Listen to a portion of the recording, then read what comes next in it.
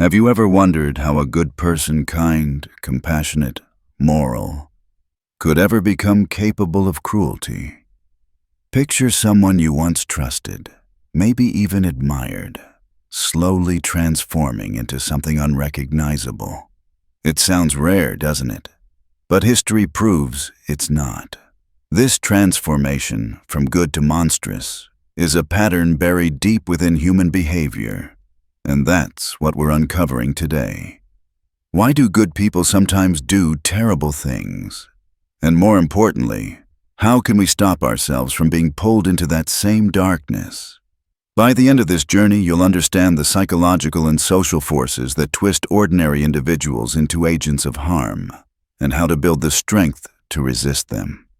Let's start with one of the most chilling studies ever conducted, the Stanford Prison Experiment. Psychologist Philip Zimbardo wanted to see what happens when ordinary people are placed in positions of power or submission. He divided college students into two groups, guards and prisoners, inside a simulated prison.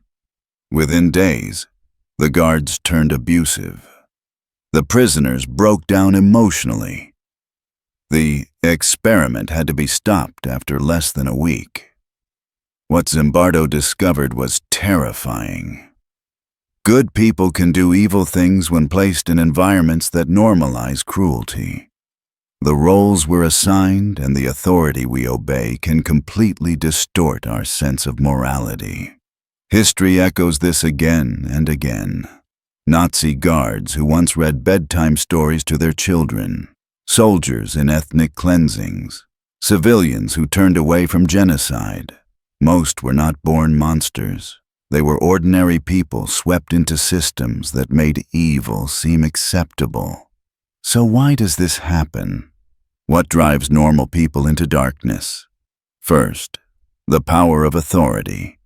In the 1960s, psychologist Stanley Milgram conducted a study that revealed something horrifying. Participants were told to deliver electric shocks to another person, an actor, pretending to be in pain. Despite hearing screams, most people continued pressing the button when instructed by a figure in authority. The lesson: we humans are disturbingly obedient. We often surrender our conscience to hierarchy.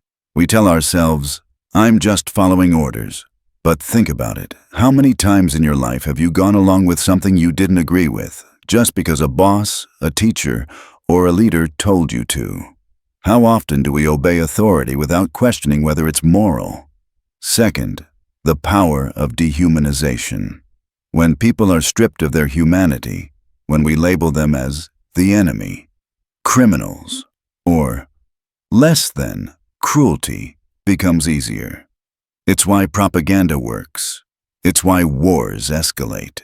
It's why social media can turn strangers into targets. Once someone becomes a category instead of a person, empathy shuts down. Words like them and those people do more damage than we realize. Ask yourself, when was the last time you saw a group reduced to a stereotype? When you heard someone talk about those people as if they were a single, faceless entity? That's not harmless language. It's the first step toward moral blindness. Third, the power of social roles and group dynamics. People don't just follow orders, they adapt to roles. In Zimbardo's experiment, students didn't pretend to be guards or prisoners. They became them. Their identities dissolved into the expectations of their assigned roles. And in everyday life, we do the same. We act differently at work, online, in public, at home, constantly performing versions of ourselves that society expects. So, here's the uncomfortable question. How much of you is truly free? And how much is just performance? The role you've been conditioned to play. Authority, dehumanization, conformity. These are not abstract theories. They're invisible currents shaping every society, every workplace, every social group. They decide what's acceptable and what's taboo. And unless you recognize them, you'll be ruled by them. But what's most disturbing is not when the evil begins. It's when it starts small, a silent compromise, a moment of looking away, a decision to go along just once. That's how good people begin their descent. Not through one monstrous act, but through a series of small, convenient choices that slowly dull the conscience. So pause and think.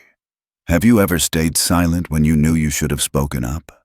Have you ever justified something wrong because it was easier, safer, or more profitable to do so?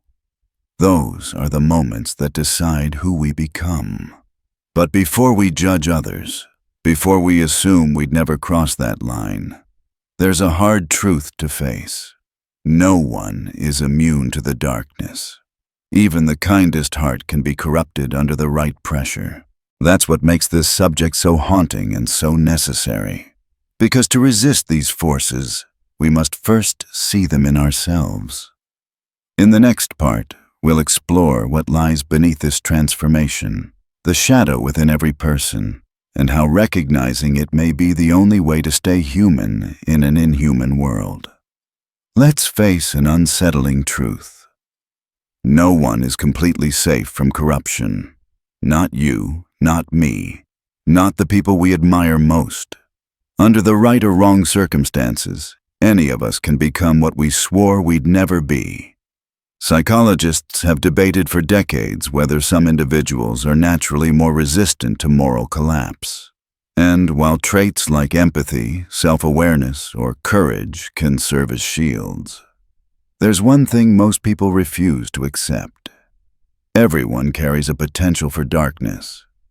Carl Jung, the Swiss psychiatrist, called this the shadow. The parts of ourselves we hide, deny, or suppress.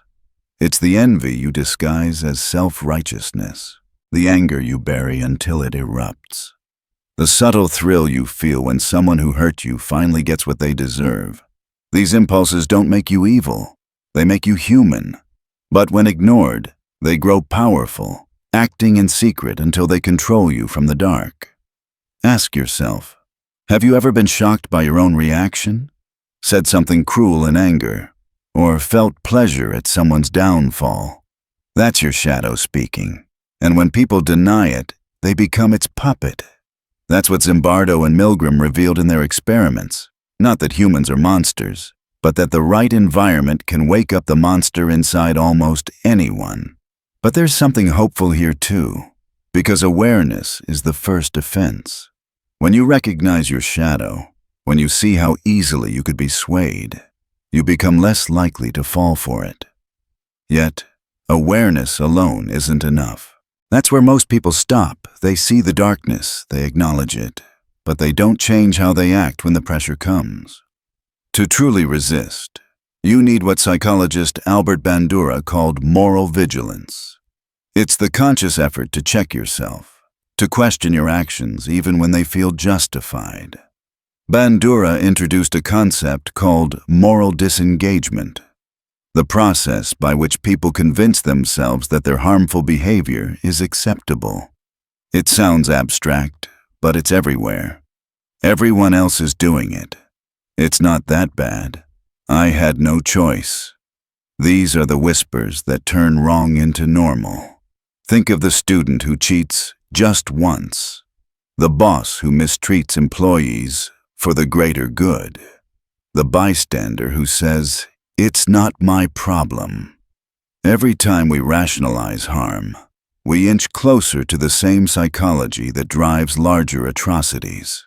But if moral disengagement is the poison, moral vigilance is the antidote. It's the daily act of asking, am I excusing something I know is wrong? Am I staying silent because speaking up is uncomfortable? Am I choosing convenience over conscience? These questions sting, but they keep us human. And then there's empathy, the other great counterforce. Empathy is what reconnects us to the people our minds try to label and divide. When we truly see others as individuals, not symbols or statistics, cruelty becomes harder to justify. That's why art, storytelling, and honest conversation matter. They humanize what systems try to dehumanize. They remind us that behind every label, refugee, criminal, rival, stranger, is a mind that feels fear, hope, love, and pain, just like ours. But empathy, too, can be corrupted. Because empathy without boundaries becomes manipulation. To care deeply without wisdom is to become easy prey. And so, resisting the Lucifer effect, this tendency of good people to drift toward evil, requires balance, awareness of your shadow, vigilance against your rationalizations, and empathy with discernment. Still, there's another layer, one that stretches beyond the individual. Because these forces don't just live inside us, they're reinforced by the systems we build and the leaders we follow. History has shown that entire societies can be seduced into moral blindness by charismatic voices that twist fear into loyalty.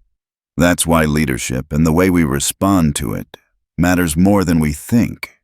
Charismatic leaders have always been double-edged swords. They can elevate humanity or destroy it. Hitler and Stalin used fear to justify cruelty. Gandhi and Martin Luther King Jr. used courage to awaken conscience. Both types shaped nations, but one did it through fear, the other through empathy and vision. The question is, what kind of leadership do we choose to follow? And what kind of influence do we wield, even in our smaller circles at home, at work, online? Because whether or not you hold a title, someone is watching you. Someone is learning from how you respond to power. Every person influences their environment. Every voice, yours included, adds weight to the moral tone of a group. And when you tolerate small wrongs in your presence, you silently authorize larger ones. The battle between good and evil isn't fought on grand stages. It's fought in everyday moments, when you decide whether to confront or conform, to speak or stay silent. But the story doesn't end with awareness or resistance. There's something deeper still. The transformation that happens when a person decides to not just avoid moral failure, but to live with moral courage. Because resisting darkness isn't passive, it's active. And it begins with one of the hardest things to do in a fearful world. Standing up for what's right when you have something to lose. That's where we'll go next, into the anatomy of moral courage, and how ordinary people cultivate it to stay human when everyone else turns away. Awareness is the beginning, but it's not the end. You can understand the forces that lead people into darkness, authority, conformity, moral disengagement, and still be pulled under by them. Knowledge is powerless without the courage to act. So the real question becomes, what does it take to do the right thing when fear, comfort, and pressure are all pushing you in the opposite direction? That's where moral courage enters the story. Moral courage isn't loud. It doesn't need applause. It's the quiet conviction that refuses to surrender even when silence would be safer.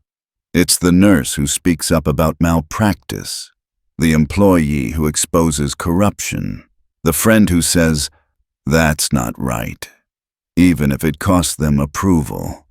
It's Rosa Parks refusing to give up her seat.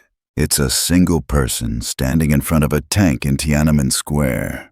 It's every individual who looked at the weight of conformity and still chose conscience. But moral courage isn't born. It's built, and anyone can build it. Step 1. Identify your core values. You can't stand for what you haven't defined. What principles matter to you so deeply that you'd risk your comfort to protect them? Honesty, justice, compassion, accountability. Write them down. Test them. They are the moral compass you'll need when authority and fear start blurring your direction. Step 2. Rehearse your integrity. Most people imagine courage as spontaneous, something that happens in a dramatic moment. But courage is trained. It's a muscle. Visualize ethical challenges before they happen. Ask yourself, what would I do if my boss asked me to lie? If I saw someone being mistreated? Run the simulation in your mind, because mental rehearsal prepares you to act in real life. Step 3. Build a support system. Courage thrives in company. Surround yourself with people who live by their values, who challenge you, who remind you of the bigger picture when fear starts whispering reasons to stay quiet. Solitude builds strength, but community sustains it. Because the truth is, courage isn't always rewarded. Sometimes it costs you your comfort, your status, even your safety. But cowardice has its own price, the slow erosion of self-respect. Moral courage doesn't always look heroic. Sometimes it's as subtle as refusing to laugh at a cruel joke. Sometimes it's telling a truth you know no one wants to hear. Sometimes it's saying no calmly, firmly, without apology. But what happens when your environment itself, your workplace, your family, your culture, pressures you to compromise? What if doing the right thing means standing alone? That's when situational awareness becomes vital.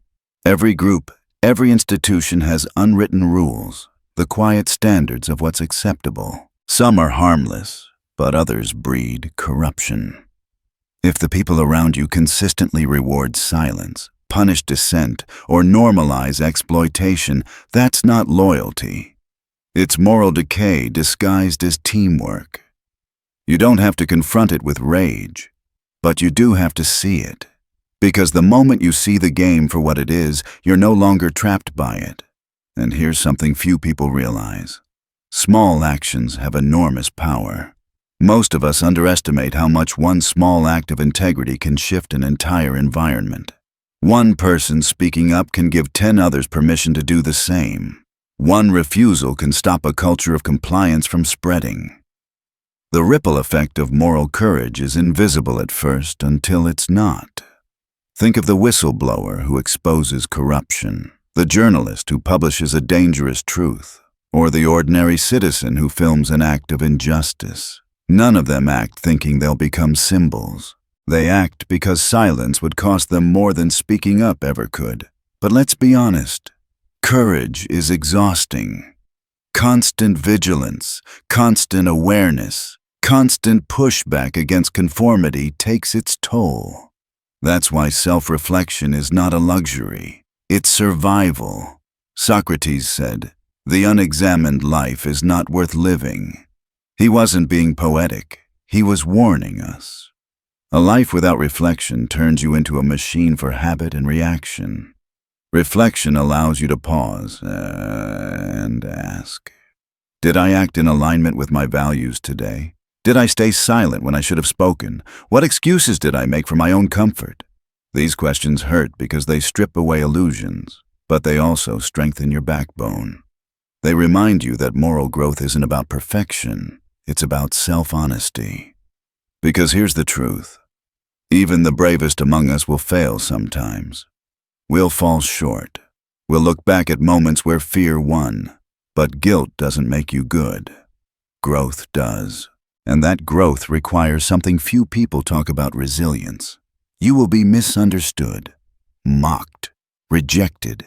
You will lose things sometimes, people, because of your principles. But that's not a sign you're wrong. It's a sign you're moving against the current.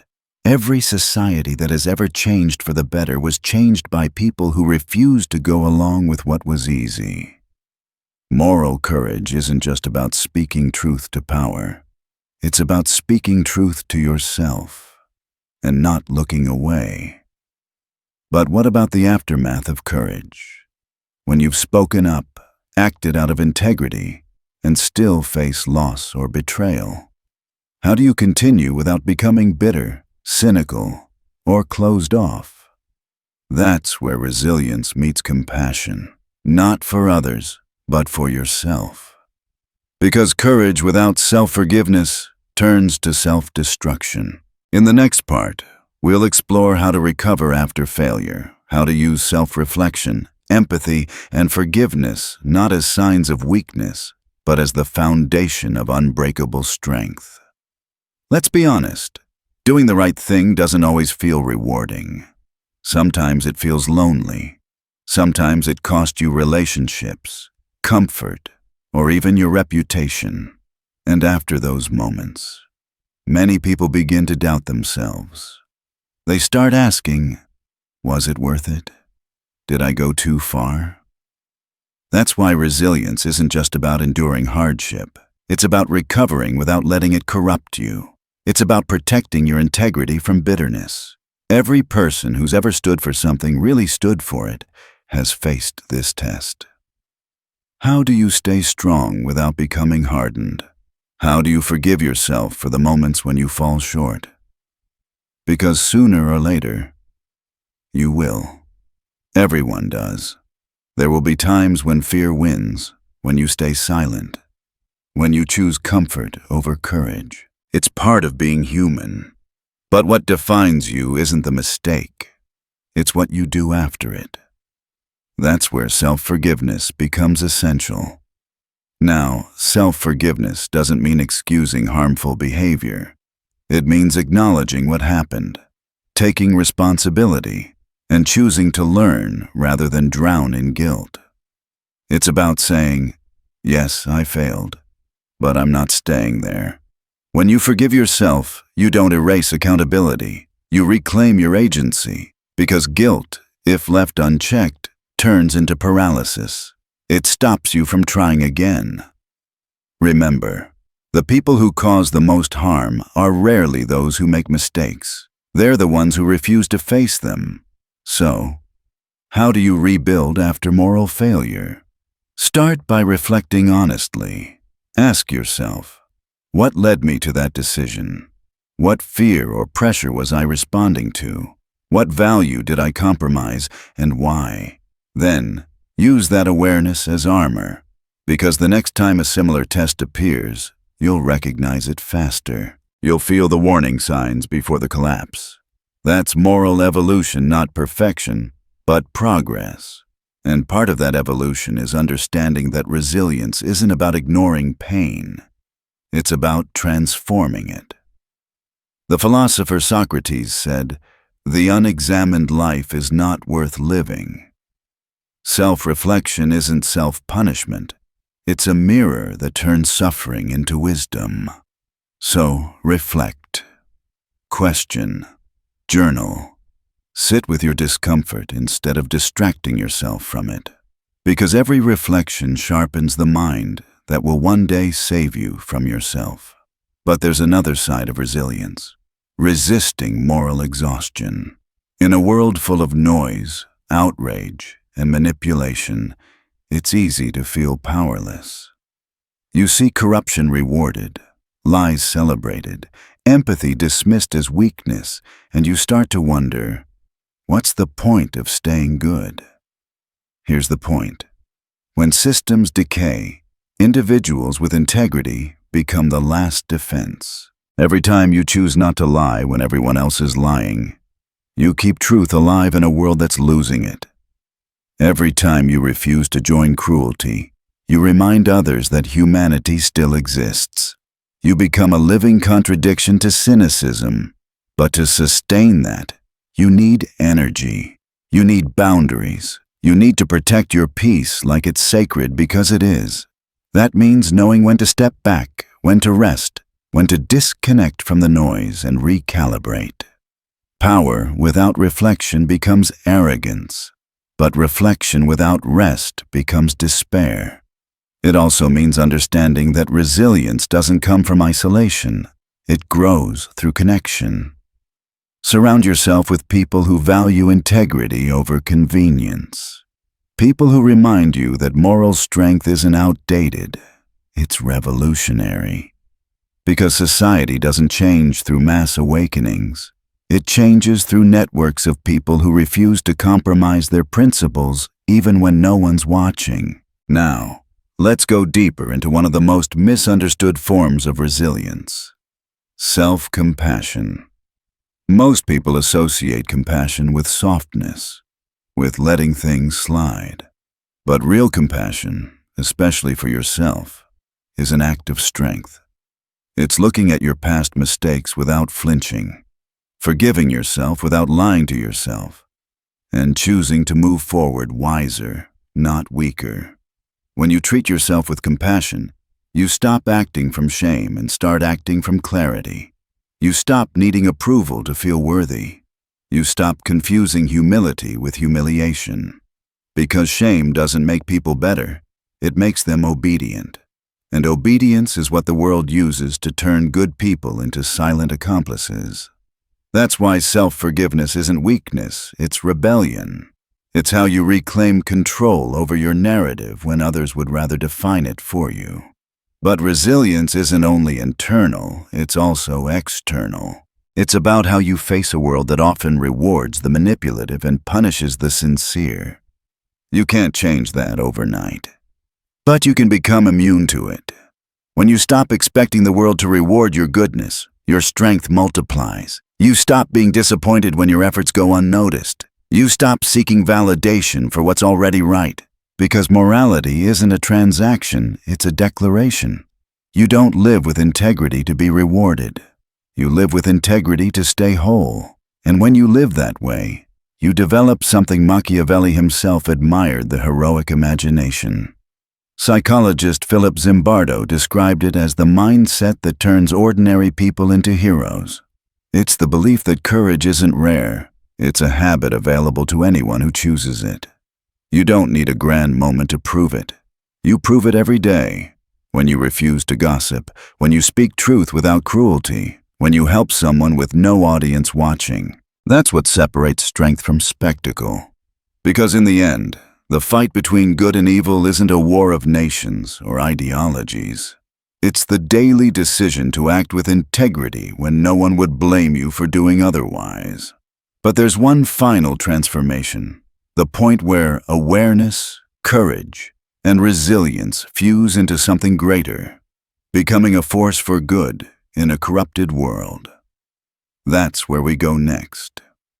Everything we've explored, awareness, courage, reflection, resilience, leads to one final transformation: learning how to be good without being naive. Because goodness without intelligence is easily manipulated. And in a world that rewards cunning over conscience, you can't afford to be naive. So let's redefine what it means to be good. Being good doesn't mean being agreeable. It doesn't mean staying silent, avoiding conflict, or sacrificing yourself to keep the peace. True goodness is strategic. It's moral clarity with a backbone. It's compassion sharpened by awareness. That kind of goodness doesn't just survive corruption, it outsmarts it. Start by understanding your influence. Every action, every reaction creates ripples. You shape the moral tone of every space you enter. People watch how you handle pressure, disrespect, and temptation. They learn what's acceptable by observing your example.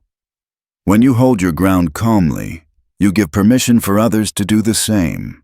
That's leadership, quiet, steady, unspoken. But leadership means nothing without accountability. You must be willing to turn the same scrutiny inward that you apply to the world. Ask yourself, am I living by my principles or performing them for approval? Am I acting from conviction or from fear of judgment? Do I use truth as a weapon or as a mirror? These questions aren't comfortable, but they keep your morality alive. Because once self-honesty fades, corruption begins from within. Next comes boundaries. Without them, goodness collapses under pressure. Boundaries are not cruelty, they're clarity. They protect your time, your energy, your peace. If you give endlessly without discernment, you'll have nothing left to give that matters. A strong person knows when to be kind and when to be silent, when to help and when to withdraw. The world doesn't respect what's always available. It values what's rare and intentional. And while society glorifies dominance, remember, restraint is power. Anyone can react. Few can stay composed. When you can stay calm under provocation, you shift control back to yourself. When you choose dignity over revenge, you expose those ruled by impulse. When you refuse to let anger dictate your moves, you become untouchable. That's the difference between reacting to darkness and mastering it. But individual strength isn't enough.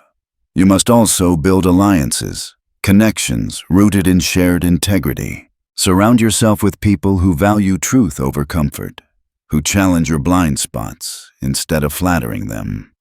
Moral courage is contagious when it's collective. One honest voice inspires another, and that's how cultures shift from the inside out, one aligned circle at a time. Still, no matter how strong you become, you will fail sometimes. You'll stay silent when you should have spoken. You'll compromise when fear feels safer than truth. When that happens, remember, failure isn't moral death, it's information. Reflect, adjust, begin again. The difference between the corrupt and the virtuous isn't that one never falls, it's that one never stops rising. And when you forgive yourself or others, do it without forgetting. Forgiveness isn't surrender, it's freedom. It allows you to move forward without being chained to resentment. It's how you stay sharp without becoming bitter, kind without being used. That's moral maturity, the ability to see the world clearly and still choose to act with integrity. Machiavelli understood that the line between good and evil doesn't run between nations or classes. It runs through every human heart, which means the real battlefield isn't out there. It's within you every day, in every decision. You win that battle not through perfection, but through awareness. Not by being loved, but by being respected. So when faced with corruption, choose clarity. When pressured to conform, choose conviction. When surrounded by fear, choose composure. And when you fail, rise wiser, not colder. The world doesn't change because of speeches. It changes because of people who live their values consistently, even when no one's watching. You don't have to save humanity. You just have to stop contributing to its decay. Be the one who stays calm when others panic, who speaks when others stay silent, who forgives without forgetting, who refuses to let bitterness win. That's how good becomes powerful. That's how morality becomes strategy.